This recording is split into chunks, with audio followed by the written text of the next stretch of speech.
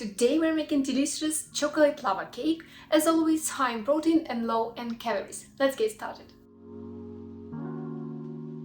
It's gonna be one of those extremely easy recipes. We'll place all the ingredients directly into a blender cup and blend everything together. So we'll need 1 egg, 30 milliliters of kefir with at least 2% of fat. Don't use fat-free kefir, it's too thin. It's amazing for drinking, but it's not too good for baking. 15 grams of casein. You can use chocolate or vanilla flavor, but I always use plain, just unflavored casein for baking. Half a teaspoon of baking powder, 10 grams of unsweetened cocoa powder,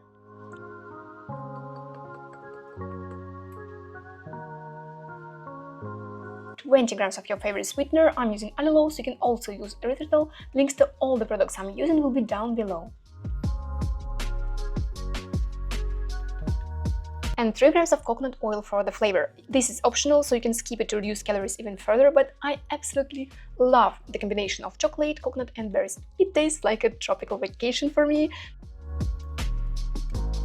Next we'll add 10 grams of oat flour. I simply grind my oats into flour. You can also use an oat bran for the better macros, but the texture will be slightly different. I make this dessert every week and I switch between oat flour and oat bran. So at the end of this video, I'll show you how the texture differs so you can pick your favorite one. Optionally, add 1 teaspoon of calorie-free vanilla powder and a couple of drops of intense liquid sweetener to kind of adjust the sweetness to your liking. Now, while we blend everything together, preheat your oven for 210 degrees Celsius, 410 degrees Fahrenheit.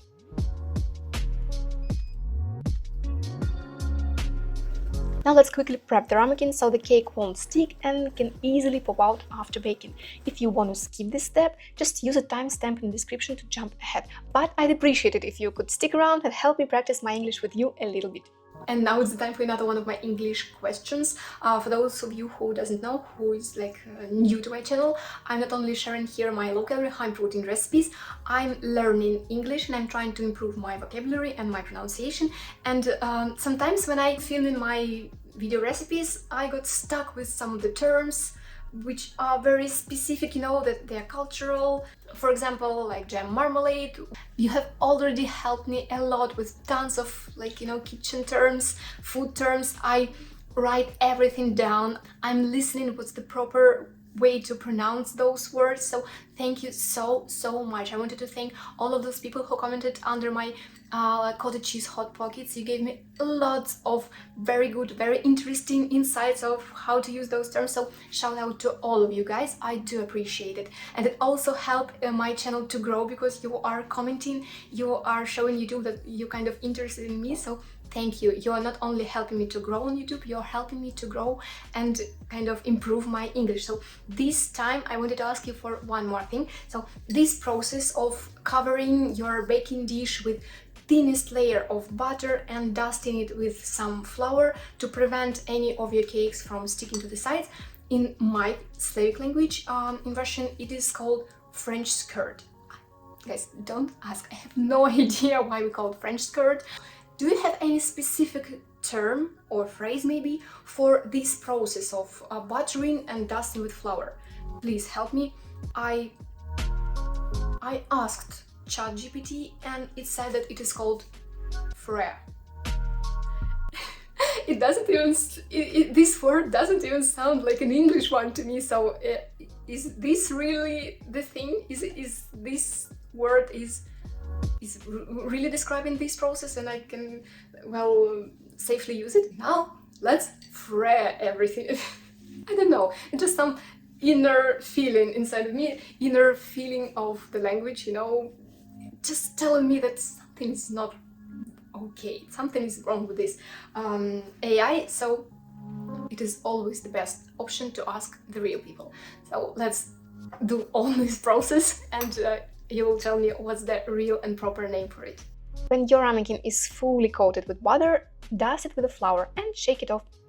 I calculated that only about 1 gram of butter and 1 gram of flour stay on the ramekin, so I don't even include them in my calorie count. You will see that this protective layer will stay completely intact on the ramekin after baking, which is why I prefer this method over cutting parchment paper or just greasing the pan. It doesn't affect the calorie count at all.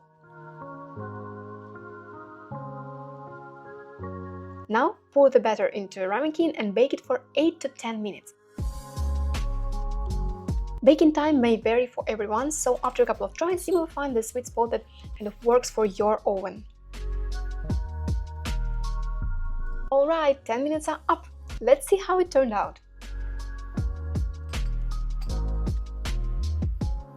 Just let me grab some hot... How do you call it? Hot, I don't know. What's the proper name for these things? Okay, let's reveal the perfection.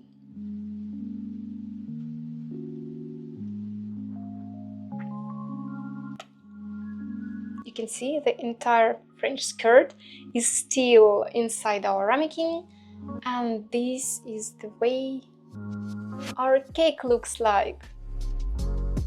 It smells delicious, like coconut milky chocolate. We'll decorate it with a few berries. Raspberries or blueberries are the perfect here, and dust it with a powdered erythritol for the final touch.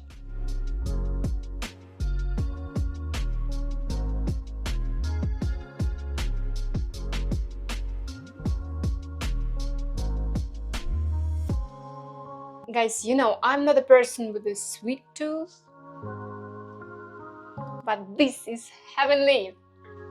And as I promised, here's the oat bran version of this cake. As you can see, it's a little bit more flatter and denser, while the oat flour version is fluffier and softer. But both of them are absolutely delicious, so it's absolutely up to your preferences.